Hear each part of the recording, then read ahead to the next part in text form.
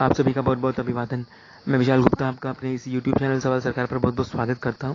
और जैसा कि मैं आपको बता रहा हूं पिछले कई वीडियोस में जो मैंने डाली हैं कि मैं लगातार अब इस पर एक्टिव रहूंगा, तो उसी क्रम में मैं आज अपना ये जो YouTube वीडियो है, ब्लॉग पोस्ट तो नहीं है, वो अपने ब्लॉग पर लिखता हूँ।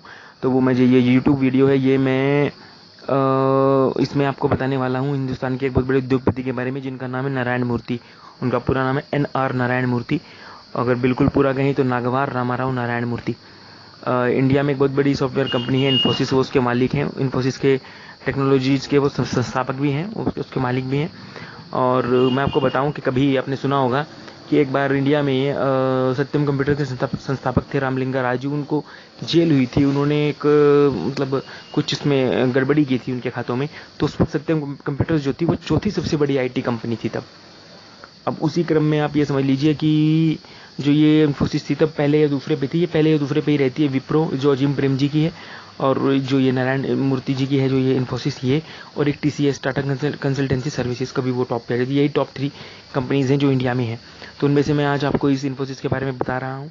और नारायण मूर्ति के बारे में एक और भी कहानी प्रचलित है कि उन्होंने अपनी पत्नी के गहने बेचकर, कभी शादी के बाद उनकी पत्नी सुधा जी के उनके गहने बेचकर अपनी इस जो है मतलब इन्फोसिस की शुरुआत की थी। और अब तो वो बहुत बड़ी कंपनी हिंदुस्तान में बना चुके हैं और एक मतलब रोल मॉडल है बहुत से बिजनेसमैन के लिए। अब उनके बारे में मैं थोड़ा और डिटेल में आपको बता देता हूँ कि उनका जन्म मैसूर में हुआ और IIT में पढ़ने के लिए वो मैसूर से आए बंगलोर। वहाँ पे उन्होंने 1967 में 1967 में मैसूर जो है बैचलर ऑफ इंजीनियरिंग की जो है वो डिग्री ली, और 1969 यानी कि 1969 में IIT कानपुर से मास्टर ऑफ टेक्नोलॉजी MTech की वहाँ से। ज़्यादा आर्थिक स्थिति तो मजबूत थी नहीं, तो इसलिए वो इंजीनियरिंग की जो पढ़ाई का खर्च थे वो उठाने में असमर्थ थे। तो उन दिनों उनके जो शिक्षक थे वो मैसूर विश्वविद्यालय के डॉक्टर कृष्णमूर्ति थे। तो उन्होंने नारायण मूर्ति की इन दिनों बहुत मदद की। उन्होंने ये पहचान लिया होगा कि मतलब ये प्रतिभावान लड़का है और इसको मतलब जो है मदद मिलनी चाहिए। तो उन्होंने इस एहसान को इतना माना नारायण मूर्ति ने कि जब उनकी आर्थिक स्थिति बहुत मजबूत हो गई तो डॉक्टर कृष्णमूर्ति के नाम पर एक छात्रवृत्ति उन्होंने आरंभ की, स्कॉलरशिप आरंभ की और इस कर्ज को चुकाया।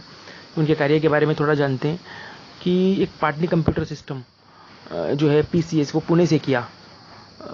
जो मतलब इस जो अपने कार्य का आरंभ किया इन्होंने, वो Patni computer system PCS Pune से किया।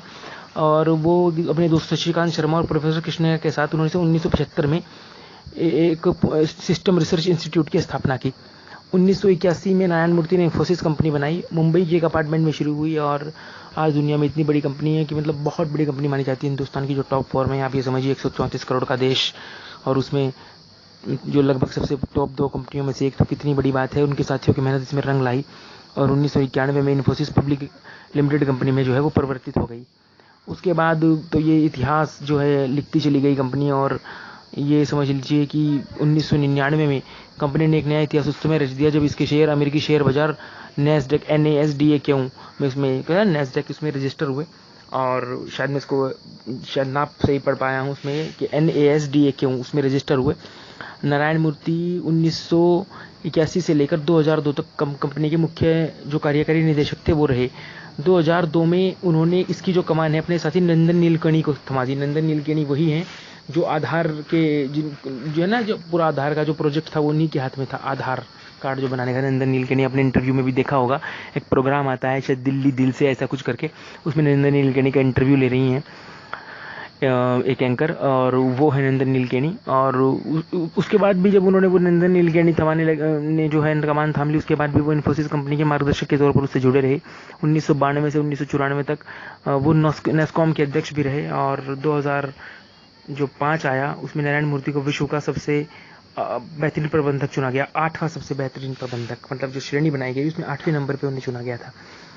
नारायण मूर्ति के बारे में और मैं बात बताऊँ, आज बड़े लोगों के आदर्श हैं और मतलब इतने ज़्यादा उनके मतलब फॉलोअर हैं, उनके बारे में इतनी सरलता कही जाती है कि वो इतने अपने काम के पाबंद थे कि जब इतने बड़े अमीर आदमी भी हो गए और अगर उन्हें सुबह ऑफिस पहुंचना है और 10 बजे ऑफिस का टाइम है और अचानक उनका नौकर जो है वो गाड़ी लेकर नहीं पहुंचे, तो ऑटो से ही निकल जाया करते थे। मतलब इतना डेडिकेटेड थे अपने वर्क को और टाइम की वैल्यू इतना समझते थे। और ये एक खास बात होती है, जितने भी बड़े लोग बनते हैं दुनिया में उनमें कुछ ना कुछ खास बात तो अवश्य होती ही है।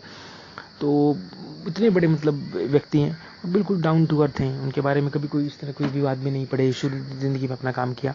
और Padma Shri, Padma Vibhushan, officer of the Legion of Honour, ये एक फ्रांस का एक सम्मान था जो उन्हें मतलब मिला था, उसमें मतलब उन्हें दिया गया था, जो फ्रांस सरकार का सम्मान है। और उसमें तब जो और नाम थे बिल गेट्स, देखिए कितना बड़ा उन्हें भी मिला है। और ये समझिए स्टीव जॉब्स और वॉरेन बफेट जो मतलब इन्वेस्टमेंट के जो गुरु माने जाते हैं, तो आप समझिए कि जब जो award Bill Gates, Steve jobs और वॉरेन बफेट को मिला, वही जो है उन्हें भी मिला। तो कितने बड़े आदमी नारायण मूर्ति रहे होंगे, आप इसका अंदाजा लगा सकते हैं। नारायण मूर्ति अब अवकाश ग्रहण चुप कर चुके हैं, और वो लेकिन वो इन्फोसिस के मानद चेयरमैन के तौर पर है। और इससे हमें प्रेरणा मिलती है कि जीवन में अगर कुछ भी आप बड़ा करना चाहते हैं तो उसके लिए परिस्थितियाँ आड़े नहीं आती। अगर आपकी लगन और आपकी निष्ठा सच्ची है तो ज़िंदगी कभी ना कभी आपको सफलता देती है। नारायण मूर्ति इसका ज्वलंत उदाहरण है, बहुत बड़ा उदाहरण है। अगले वीडियो में मैं फिर किसी ऐसी हस्ती के बारे में बताने के लिए आपको ज़रूर आऊँगा। तब तक के लिए आप मेरे इस यूट्यूब चैनल से जुड़े रहिए, मेरा ब्लॉग भी पढ़ते रहिए। ब्लॉग का एड्रेस है www.savalsarkarpar.com। ये यूट्यूब चैनल तो आपके पास है ही। अगर आपको ये वीडियो पसंद आया हो तो इस चैनल को आप सब्सक्राइब कर सकते हैं, ताकि आने वाली जो वीडियोज़ हैं उनकी नोटिफिकेशन आपको मिलती रहे। और भी बहुत सी जो इम्पोर्टेंट न्यूज़ हैं, चाहे वो सरकार से रिलेटेड जो मतलब ज़्यादा बड़े पॉलिटिकल लीडर हैं, मेरा बड़ा मन है कि मैं आपको किसी दिन अनुराग ठाकुर के बारे में भी बताऊं, तो उसको लेकर के भी, या और बड़ी हस्ती राजनाथ सिंह के बारे में बताऊं। हालांकि बहुत सी वीडियोस मौजूद हैं, लेकिन इस तरह से नहीं जैसे मैं बोल करके आपको समझा करके एक नॉर्मल भाषा में आपको बताऊंगा, ताकि आप आसानी से जान सके कि कौन क्या है। तो उसके बारे में पूरा बताऊंगा। तब तक के लिए आप इंतजार करिए और जुड़े रहिए मेरे इस यूट्यूब चैनल से। धन्यवाद।